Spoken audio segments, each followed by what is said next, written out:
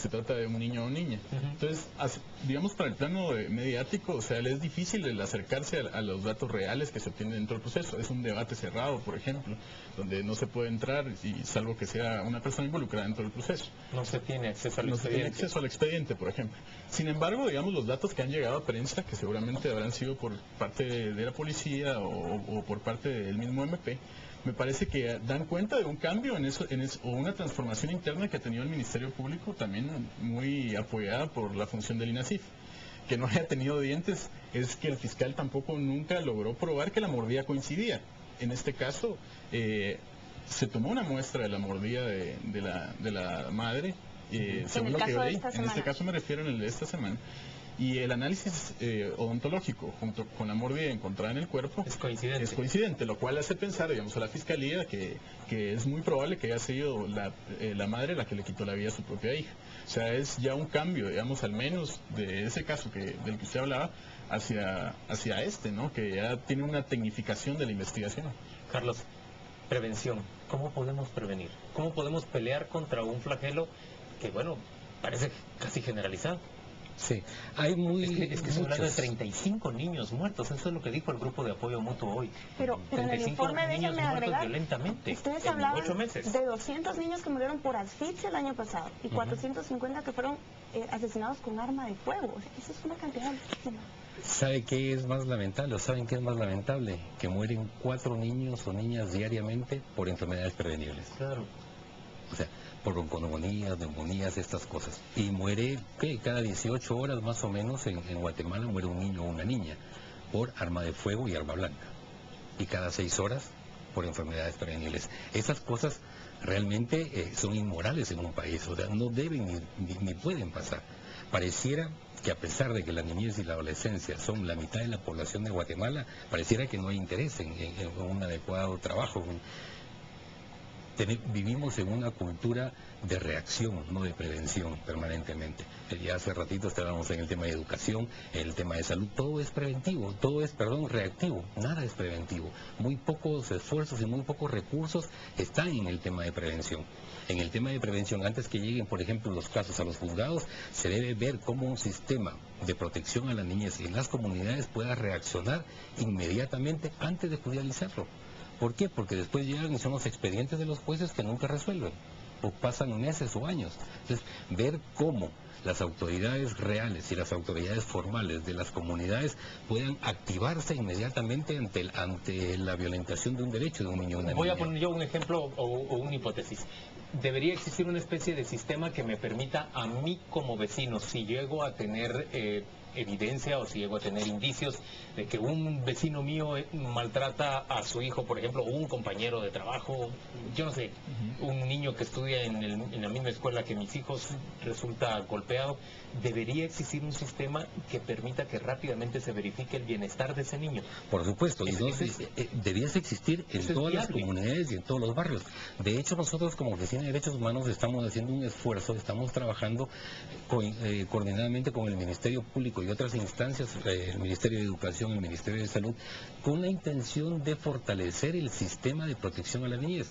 ¿A qué me refiero a esto? Me refiero a que las autoridades, los COCODE, los COMUDE, los ODE, no vean como sinónimo de desarrollo solamente el tema de infraestructura y obra gris. Que vean que apostarle a los niños, que también es su responsabilidad como autoridades reales y formales, el tema de la niñez, una reacción inmediata, el conocer las rutas inmediatas para poder solventar y solucionar los casos antes de llegar a judicializarlos. Cuando llegan ahí ya se hace un expediente más y ya pasa casi que a la historia. Entonces se puede hacer un trabajo efectivo y eficiente con muy buenas voluntades. Lamentablemente con pocos recursos sí, pero se puede iniciar un proceso en donde, creo yo, si se dan buenas luces, daría la posibilidad de agenciarse de más recursos para enfocar por ahí. Hay un tema que no tratamos y tal vez lo vemos rápidamente: la trata de niños, la explotación sexual comercial. Eso también está en el último eslabón de esta cadena de problemas estructurales que no se atienden a tiempo. ¿Qué es lo que usted desde su trabajo ha visto que puede ayudar para evitar que un niño siga siendo explotado o que caiga en una red? Bueno, o sea, el tema de trata es un fenómeno bastante complejo que tiene infinita relación con los derechos humanos y las violaciones hacia ellos. Cuánto valoramos la vida, cuánto valoramos la integridad, cuánto valoramos la salud, etcétera. Por eso es que en un sistema que respeta regularmente los derechos humanos, donde la vida no importa, se le puede poner un precio. La trata de personas lo que hace es ponerle un precio a la persona que se va a tratar. Y que usualmente en la cultura está aceptado acá. Hablemos del tema de prostitución, por ejemplo, que los prostíbulos existan, o los niños que están en mendicidad, que los niños estén mendigando, usualmente se acepta, pasa la policía, se da cuenta de eso, es más... Lo vemos como parte del paisaje de la sociedad. Y aún así, en términos más complejos, todavía en la explotación laboral, se ve como un ingreso necesario que tiene que tener la familia el que el niño trabaje, porque usualmente se les paga por una producción, tantas toneladas, tantos quintales al día, entonces tendrá que el niño que participar en eso. La trata de personas en Guatemala es inmensa en términos de personas explotadas. Y cuenta de ellos que acabamos de tener aquí a la relatora de la Organización de las Naciones Unidas hablando sobre el tema. Una relatora no viene a felicitarnos, viene porque efectivamente estamos en un problema grave y a dar recomendaciones. Creo que, digamos, todo tiene que ver con ese eje de cómo vemos a los niños, a las niñas y a los adolescentes, que en la mayoría tienen que ser como propiedad, ¿no?, de los padres. O sea, parte de ahí, de cómo, sobre todo en el tema de trata, está también muy relacionado con el tema de masculinidad. Porque, por ejemplo, en la explotación sexual se trata del 95% de los usuarios de servicios sexuales son hombres, igual que los agresores sexuales. En términos de explotación laboral, usualmente es el padre el que decide que sus hijos tienen que continuar laborando dentro de la familia. Y así podríamos seguir, en las otras en la mendicidad, etcétera. Todo tiene un eje, digamos, cultural, que podría ser modificado con educación, que podría ser modificado... sobre todo con la prevención, ¿no?, con la atención que se le puede dar a niños y niñas. La ley, por ejemplo, la ley de protección a la niñez y a la adolescencia, hablaba de unas juntas municipales, unas juntas departamentales y una coordinadora nacional de la niñez y la adolescencia que tendrían que estar viendo que toda la política de niñez se cumpliera. Y eso nunca se puso en prácticas. O sea, sí existe el consejo, pero digamos no tiene incidencia, digamos, no conozco yo al menos una junta municipal que efectivamente esté trabajando en poder niñez. Carlos, pero eso es porque en realidad no tenemos conciencia, o quizá viene de un patrón cultural, algo como lo que decía Julio respecto a esa visión de posesión, niños como objetos. Es la suma de muchas cosas, no son variables aisladas, está íntimamente relacionado al tema de pobreza, está íntimamente relacionado a que no se conoce, está íntimamente relacionado al tema de la impunidad, está relacionado a que no contamos con cifras reales. Siempre hemos dicho nosotros que nuestro informe es muy conservador, a pesar de las cifras que dan miedo. Es muy conservador. Realmente, si alguien pregunta aquí en Guatemala, ¿cuántos niños, niñas están prostituidos?